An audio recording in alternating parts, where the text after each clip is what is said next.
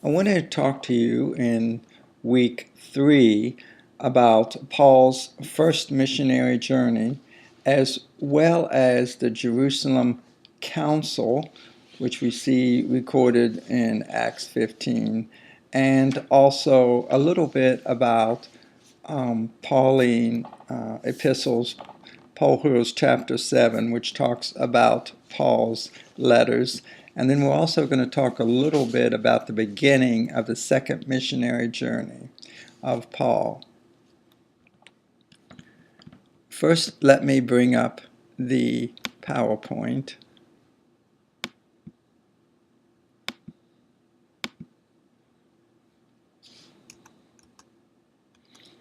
We've talked about the church at Antioch and how Barnabas picks up Paul and takes him to Antioch, and Paul and Barnabas minister in Antioch for a while. And then the Antioch church provides missionary zeal for Paul and Barnabas to give them the commission to go out and on their first missionary journey. So the first missionary journey begins first in Antioch, where they were commissioned, and it's probably around 47, 49 AD. Paul and Barnabas sail from Seleucia, which was the port, and they sail into Salamis, which was the port on the island of Cyprus.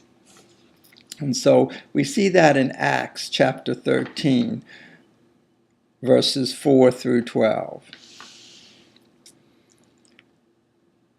Apparently, from Acts chapter 4, we see that there must have been already some Hellenist Christians already there on Cyprus.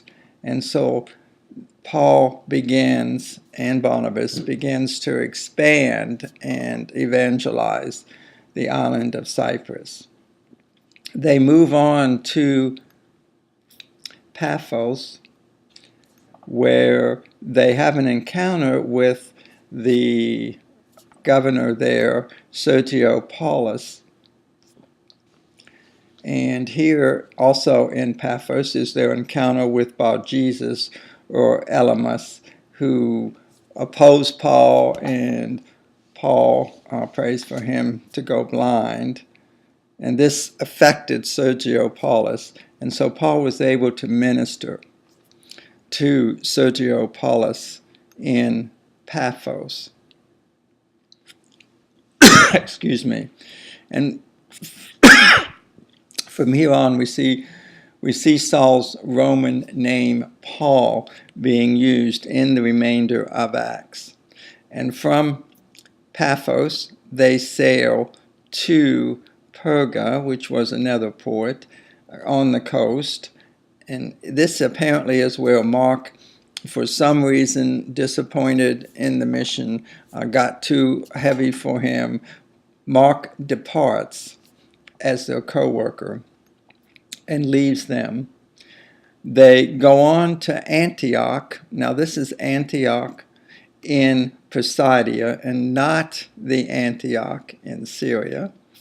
So they move on into Antioch, and here they begin to deliver a sermon. Paul delivers his sermon in chapter 13, Acts chapter 13, verses 16 through 41.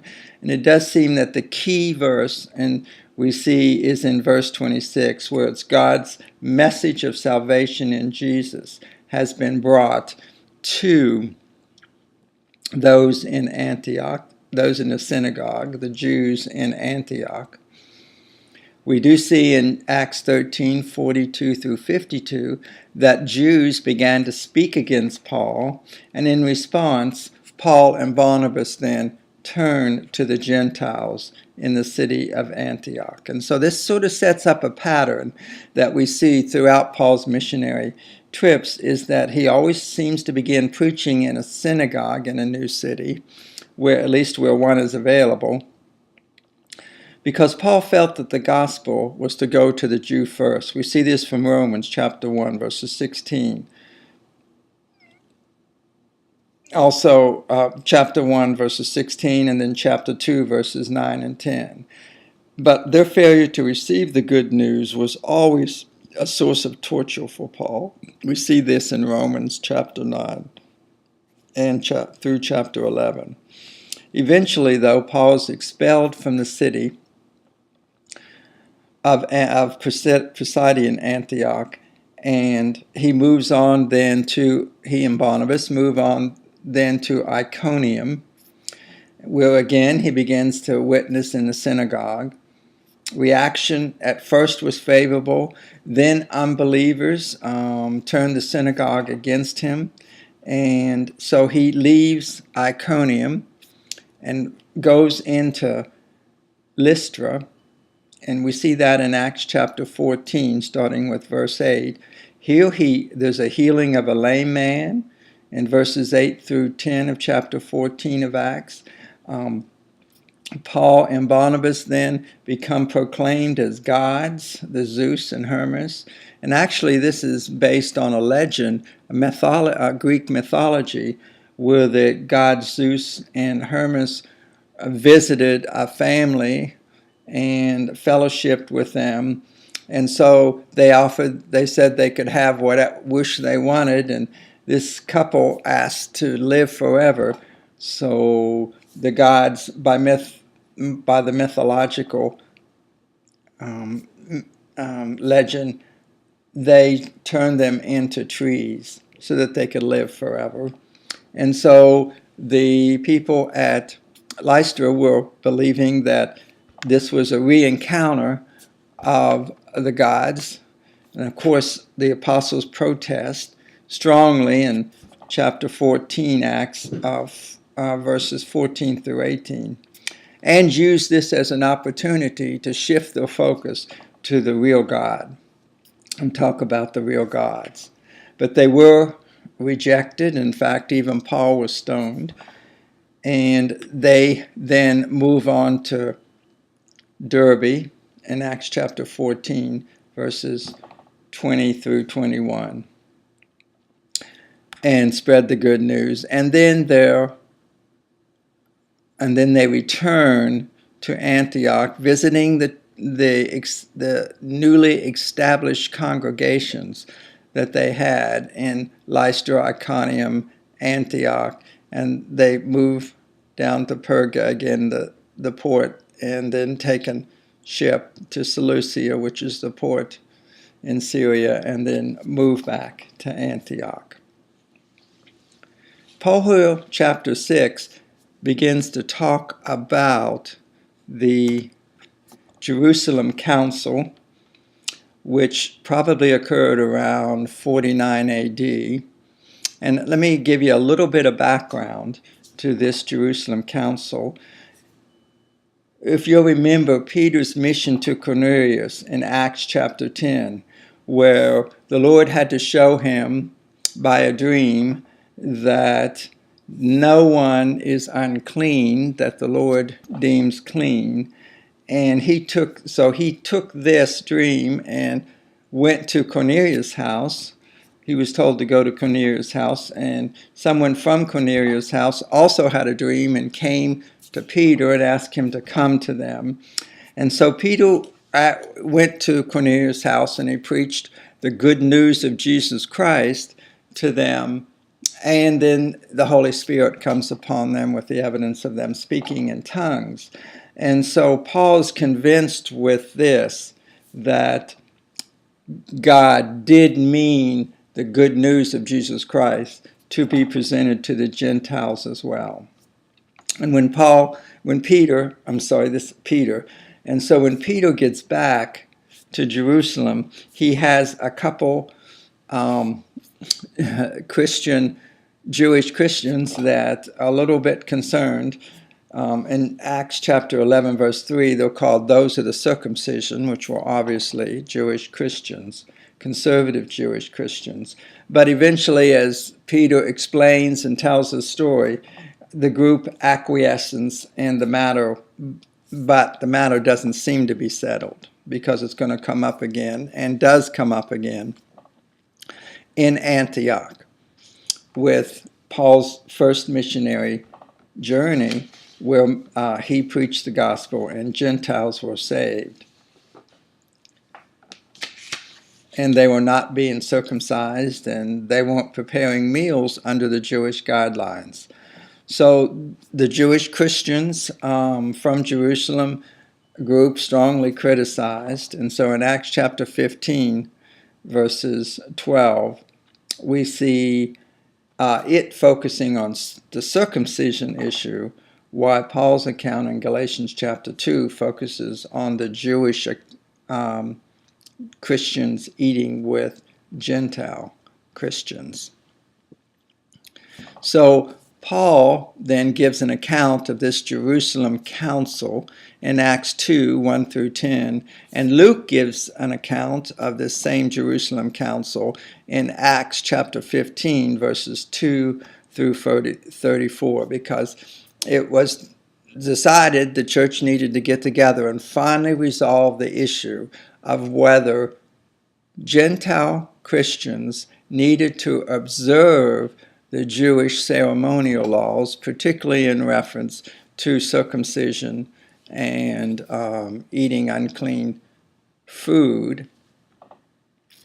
And so they call a council of the Jerusalem churches, and Paul goes to this council. And so the account that we see in Galatians chapter 2, Paul makes it plain that he wasn't summoned by the apostles, but he went by his own will. And because he had his own authority as apostle, he wasn't commissioned by the Jerusalem church, but by Christ to be an apostle to the Gentiles.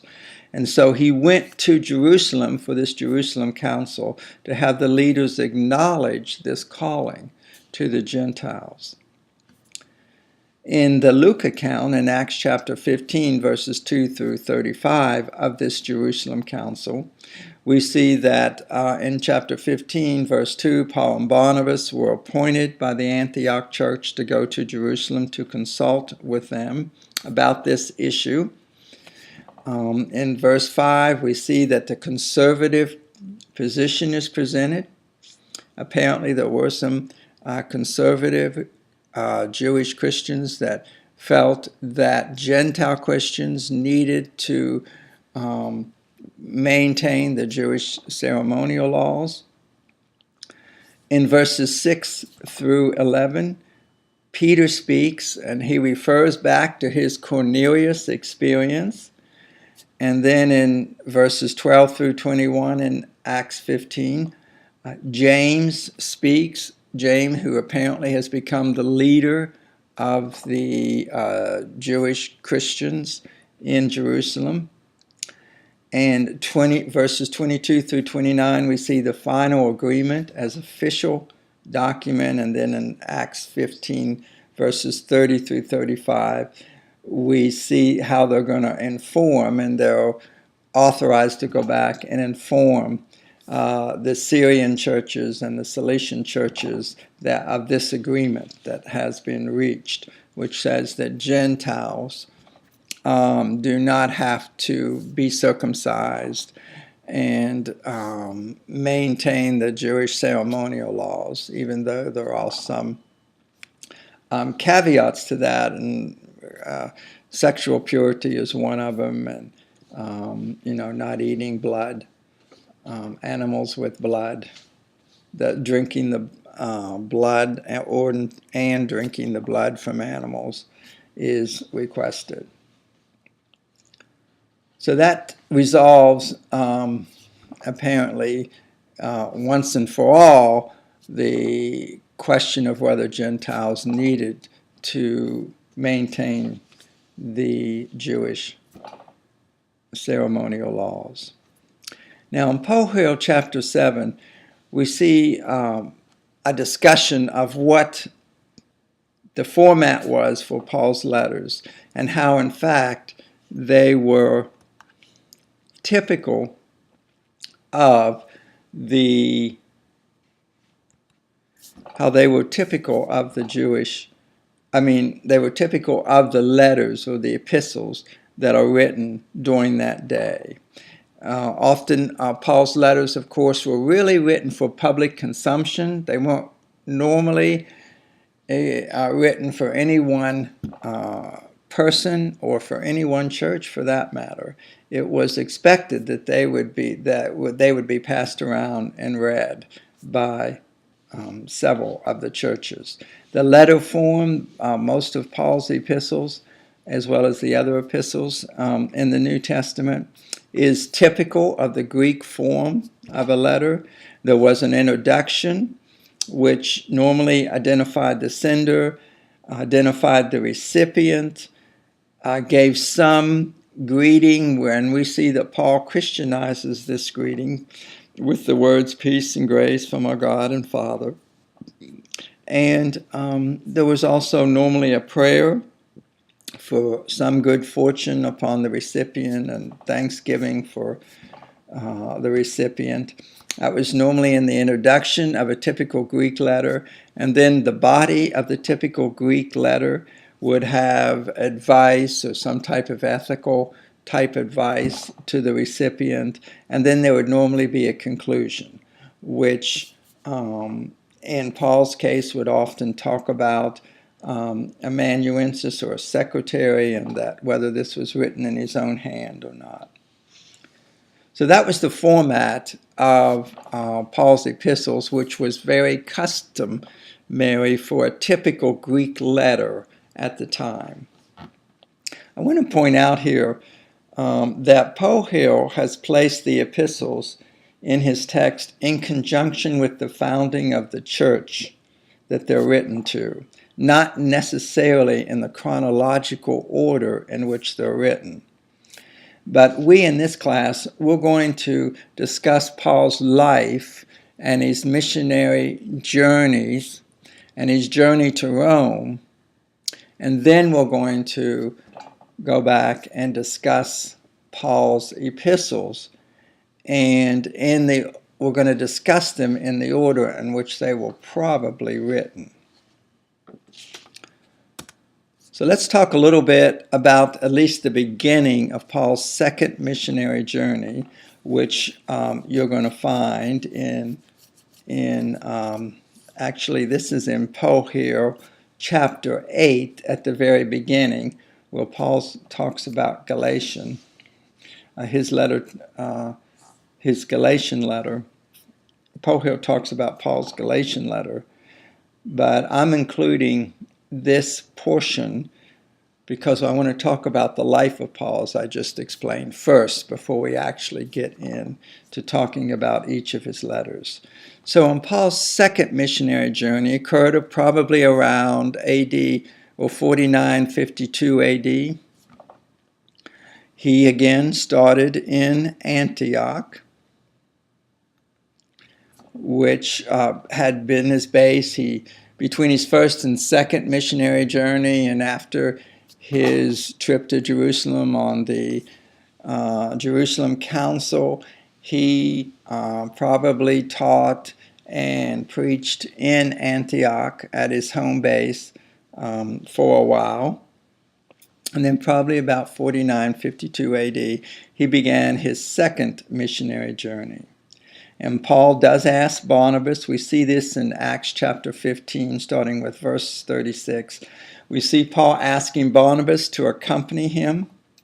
But Barnabas and Paul have a dispute over whether Mark or John Mark, who had deserted them, should come. And in fact, the dispute was so sharp that Paul and Barnabas decide to separate and go their own ways.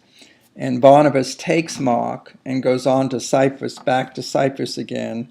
Let me give you a note here. We know that later Paul and Mark reconciled, because we see that from 2 Timothy 4:11. But Paul then takes Silas, who we know was an official representative from Jerusalem, who helped deliver the Jerusalem Council decrees. We see this in Acts chapter 15, verses 22, 27, and 32. And so Paul departs with Silas, and he travels to Syria, goes through Syria and travels again. Of course, we know he probably went through Tarsus, which was his hometown, and then goes on to Derbe and Lystra, which you remember. This would be he's meeting with them again. In Acts chapter 16, he actually meets Timothy there, who's probably a convert from when he was there on his first missionary journey. And interesting enough, in verse 3, chapter 16 of Acts, we see that he has Timothy circumcised so that there is no issue with the Jews with respect to this area. Paul then goes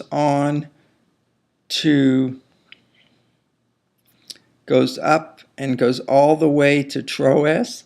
We see this in verses 6 through 8. And here at Troas, we see that he is forbidden to go to Bithynia, which is where they originally wanted to go to. And in fact, he had a dream about a man saying, "Come over to Macedonia." And so Paul then moves on into the area of Macedonia. We see he's at Philippi in Acts chapter 16, verses 12 through 40. And here, of course, he goes to a group of Jewish women that apparently, maybe men too, but certainly women, where Lydia is, where they have prayers at a riverside, and Paul speaks to them. Lydia, who is a seller of purple, turns her heart over to the Lord, and her and her household are baptized, and her home apparently becomes Paul's base in Philippi as he preaches the gospel.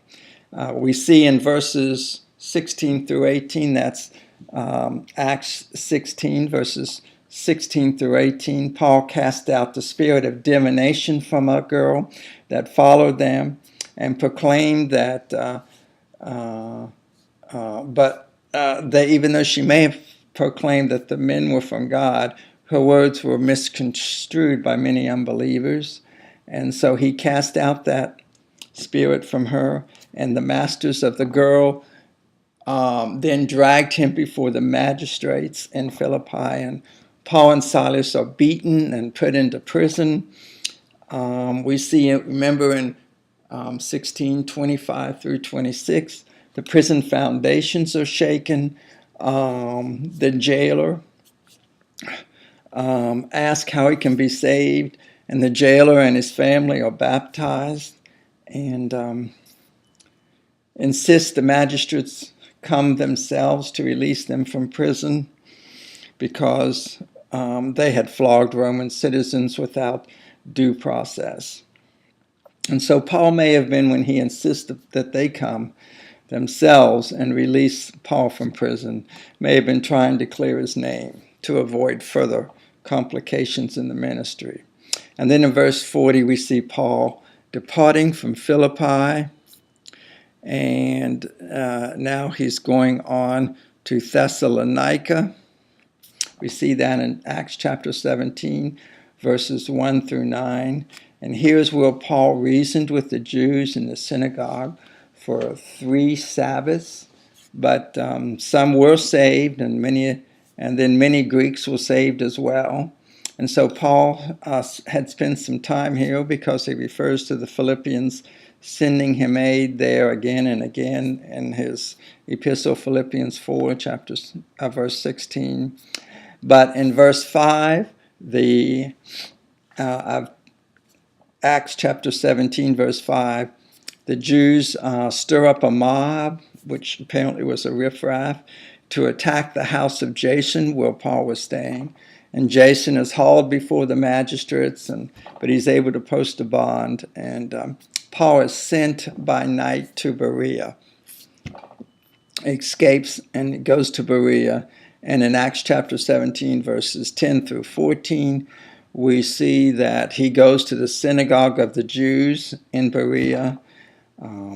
Remember, it says about the Bereans searched the scriptures daily to see if what he was saying was true, and some believed him. But then the Jews from Thessalonica stirs up Paul again, comes and stirs up the crowds against Paul. And so Paul's sent away, but Timothy and Silas remain. And this is where we're going to stop because Paul begins chapter 11 with Paul being in Athens on his second missionary journey. And so we'll pick up the rest of Paul's second missionary journey next week.